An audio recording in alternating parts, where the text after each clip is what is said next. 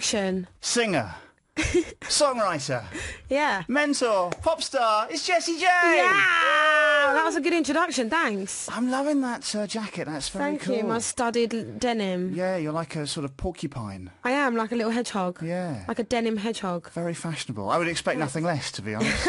but no sparkles on the lips today. No, not when I'm talking this much. I think I'd spit them all over the mic. So it's all good for you, isn't it? I mean, you've suddenly become this kind of, just going from your regular pop star to suddenly becoming this huge household name. Yeah, I mean, I think being on The Voice is going to do that. I think it's one of those shows that I don't think anyone, the coaches, the production team, everybody didn't and never expected the figures that we've received. I kind of don't really pay attention to that because it scares me a little bit. I'm like, all those eyes watching me every Saturday night. But I've just been myself, and just, it's been a whole nother learning curve for me, and it's been a very honourable thing to do at such an early stage in my career. Because you're still only 24, aren't you? I'm 24 and I've had one album out, and not many people knew me before this show, and I've been very accepted by the British public, and yeah, the other coaches are really supportive of me, and it's just a really nice place to be. Has it been everything you'd expected it to be? Oh yes, definitely, and more. I think I've learnt a lot about myself. I think I've learnt that when I'm straight-faced, people think I'm miserable, and I'm not. I'm just, I have a face that's serious sometimes, and not, you know, pouting or growling. You do take it. You take it really seriously. I Don't you? really do. Yeah. You know what? I think it's really important to know that, because I wouldn't be where I am today if I didn't take my career seriously. You know, success doesn't come without hard work. So that's something I definitely wanted the world to kind of see when I did this show, and especially the artists that are, you know, auditioning. I don't want them to think it's like, yeah, it's a walk in the park and you just kind of hang out and don't work hard, don't rehearse, don't. It's not how it is. You know, you've got to put it in to get something out of it, you know? Yeah, and it's been a real battle for them as well. I particularly like the battle round. Yeah, exactly. Ding, ding. I'm very proud of them, and I don't know if I could have done it. Now, I saw that Holly Willoughby had said that if she was on the show, if she was on The Voice, she would want you to be her mentor. Did she? Which I thought was lovely. Oh, I love Holly. What She's could you great. teach Holly? Oh, I don't know. I'd need to hear her sing first. She's got a good talking voice. She's got a nice like a little nice, like, rough. She's like, next up. She has like that kind of gruff thing next to her voice, which is really like, dare I say, it's quite cartoony, but in a good way. Yeah.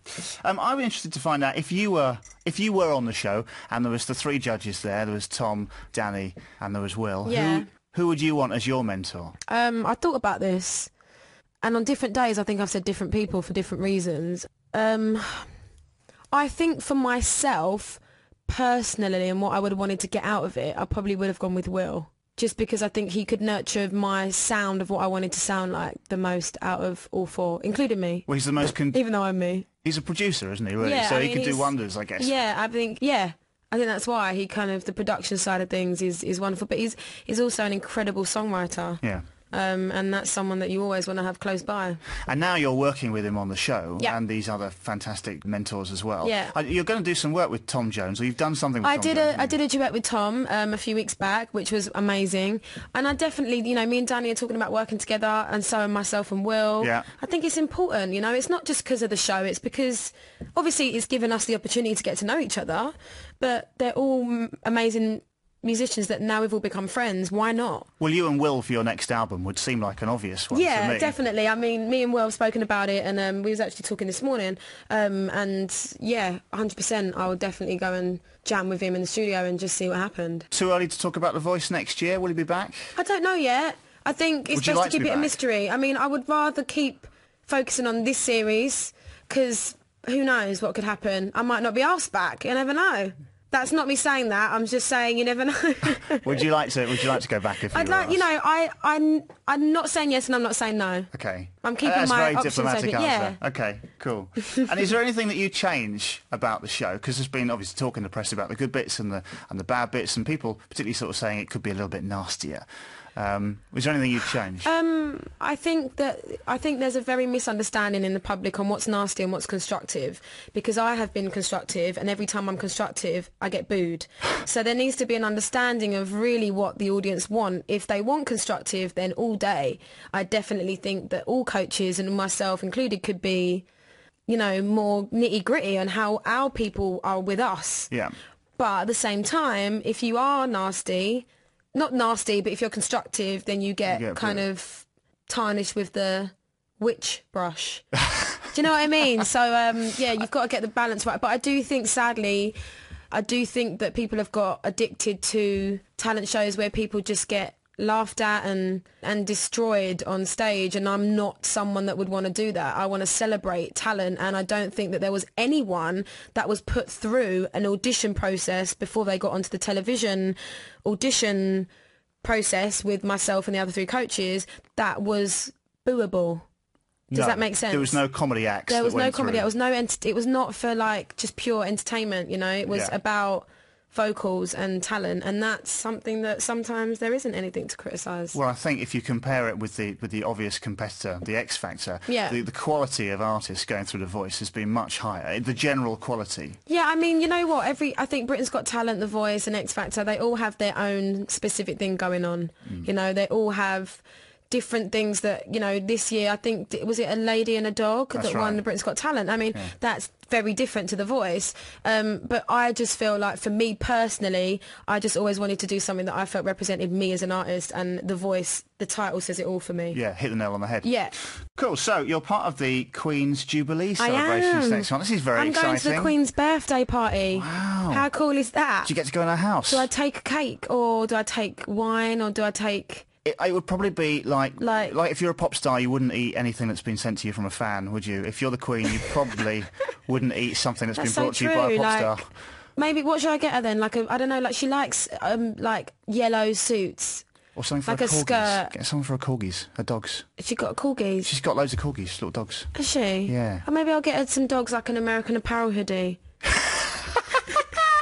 Could you imagine the Queen walking around with her dogs with an American Apparel hoodie on?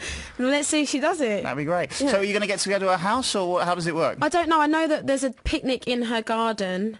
I think we do get to meet her. Right. I'd like to think so, because I'd like to say, like, hi, congratulations, and and do the curtsy thing, and she's probably seen give you her on the telly. hoodies for the I'm dogs. sure she keeps an eye on what's going on telly. She's probably seen you on The Voice. I like to think she has, and that I'd like to think she has. If she has, then I'm sure she's Team Jessie. I hope she'd be Team Jessie. I'm sure she'd probably Team Tom, I'd guess. Quick couple of questions from your fans on Twitter. Vicky says, could you ask Jessie who is the person she looks up to and gets her inspiration from?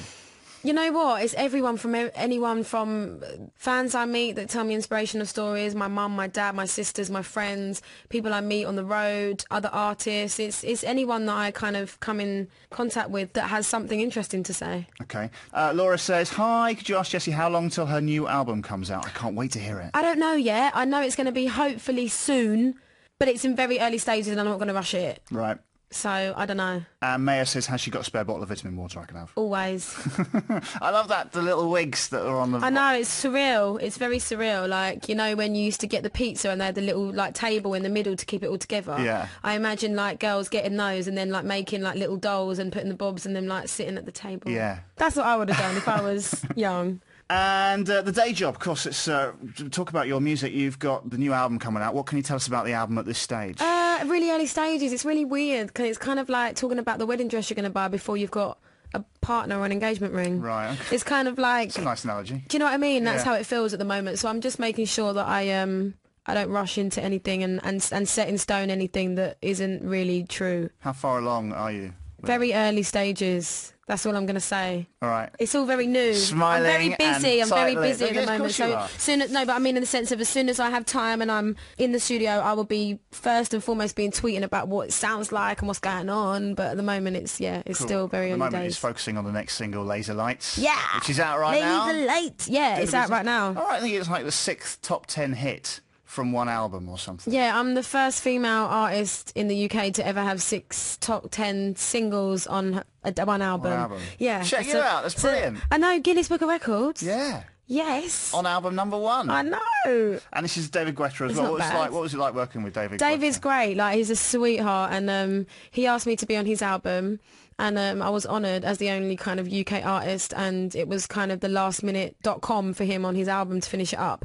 And he said, if you do this for me, I'll do something for you. And it was that, in the sense of he reproduced Laser Light from a very rough idea that I had, and I just said, I'd love for you to work your superhero magic on this and see what happens. And he just did an amazing job. And now it's a single, and it's the 7th single. It's crazy. 7 singles. Well, I think we should hear it. Let's stick it on. Jessie, would you like to do the introduction? Yeah, this is Laser Light. I'm Jessie J, featuring David Guetta.